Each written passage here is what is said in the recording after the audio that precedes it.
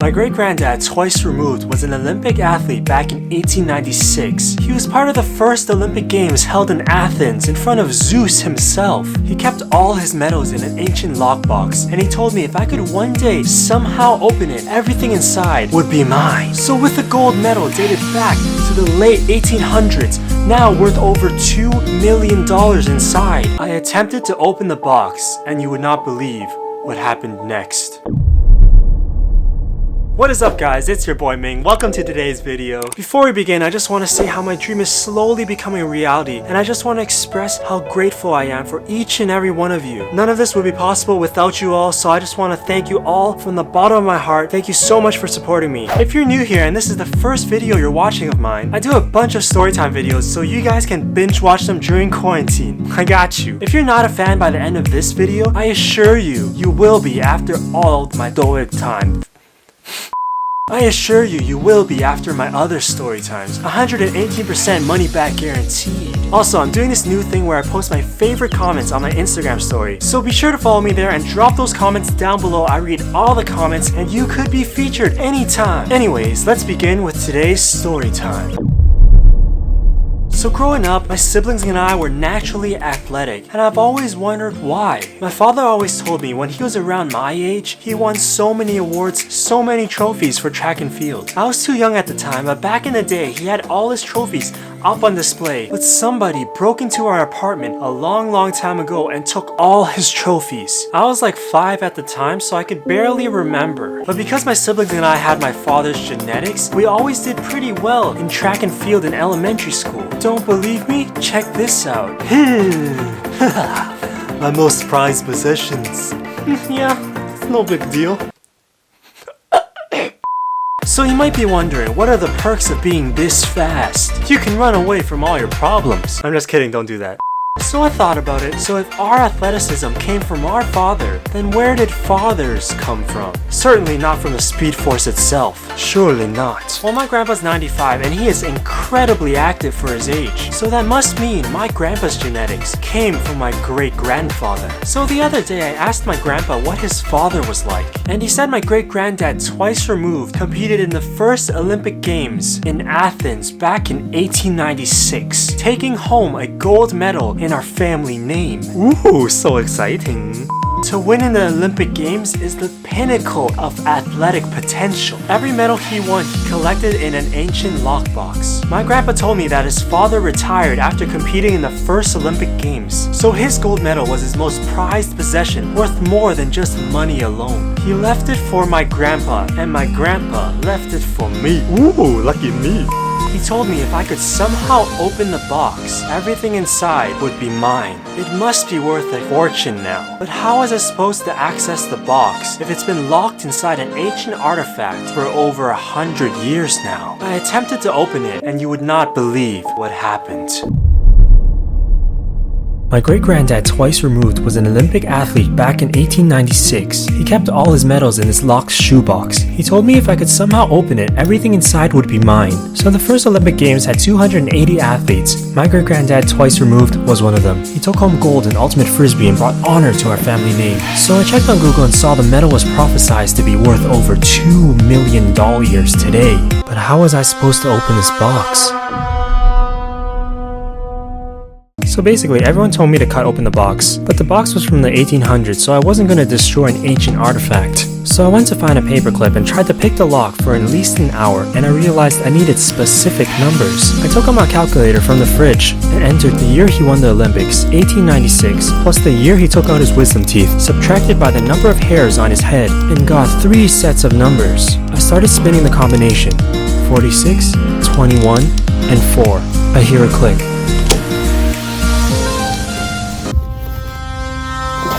Whoever stole the medal left a note behind.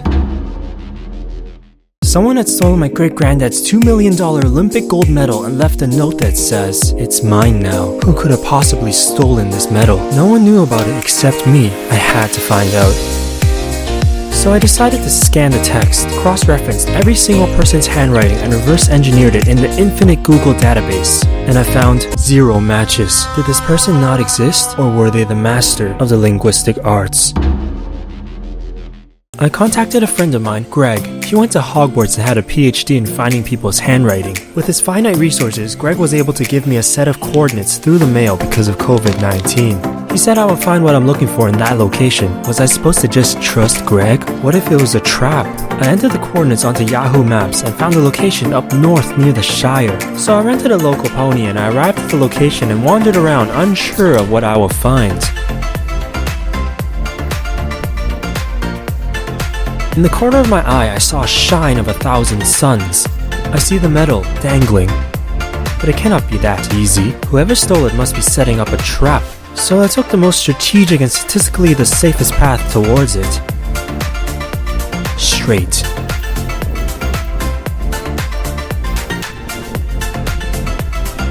I was about to grab the metal when suddenly I hear a voice in the distance.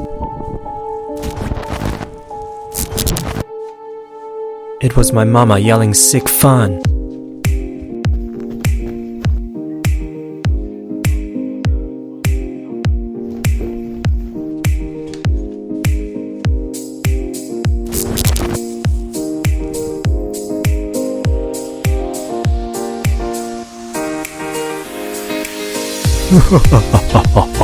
I did it. Suddenly the air got freezing cold and I feel chills down my phalanges. What's going on? Something does not feel right.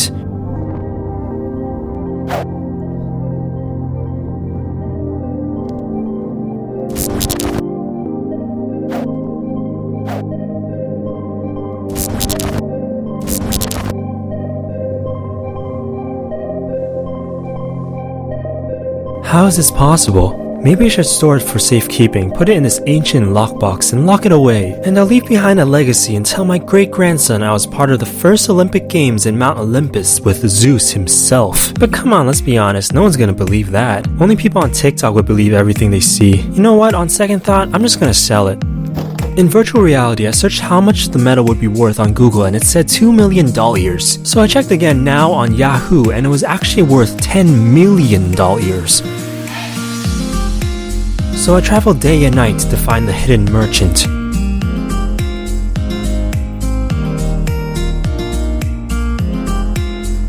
I arrived at the location, but because of social distancing, I gave the metal through the slit of the door without contact and was exchanged with a check for $10 million. The merchant was never seen again.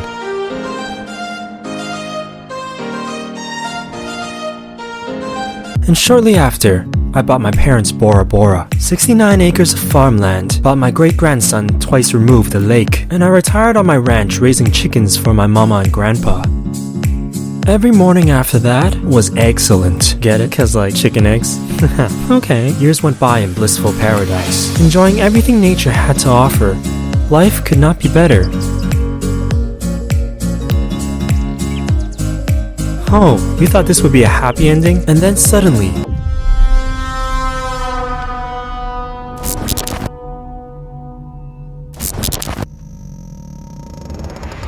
Was the money ever real? Was my great-granddad twice removed even an athlete? Is the life we live in a simulation?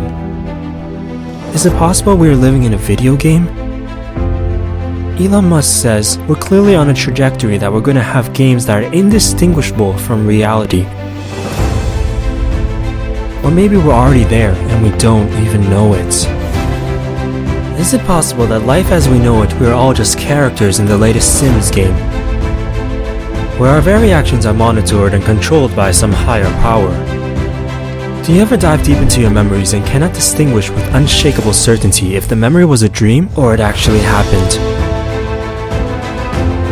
I had so many unanswered questions. It turns out I was in virtual reality for so long. 4 years to be exact. It became so immersive, I could no longer differentiate what was base reality.